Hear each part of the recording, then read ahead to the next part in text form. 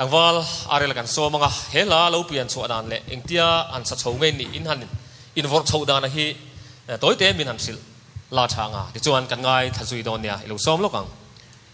ole alo mom le wai tối tế soi kan tu manga hela hi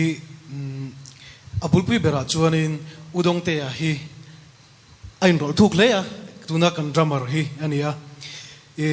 larko tang u ti min on soma chuan hela hi amade tangin i Jack William le Dolly Parton la ania YouTube anon da tir hianin maruti ka vathon ngala hela hi ana lutuk khoyai mo functiona la sa ang le lin ti rila katia chun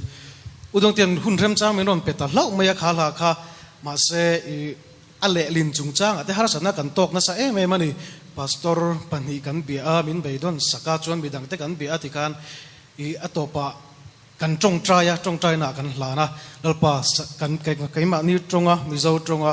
sakmin rem ti sakani chuan hela hi mamin som sakla ale tu min pela thade wi min le sakro kan tia chuanin ATC zirlai du zola kan thiampa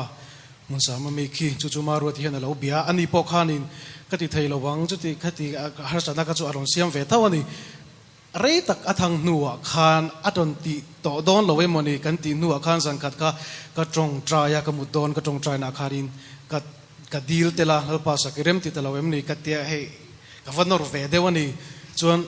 atuk jing ka thau kha maru ti message lo ma ho cha pa khanin ahlam izo la lyrics kha alo min lo thon na kha lo ni PDF in makha ka ti lu tu ka chuan helai ama mizo tronga kan nei ma tangin hei testimony kan nei kan tia ka soi vek thiam lowa khati chin kha ni mai se chong kan record chawau ding te nen chon tum lo te win video te ti khan hei kan han siam chau khan ya chop chil te bin lockdown kara chu ka soi thei tok ni mai ro se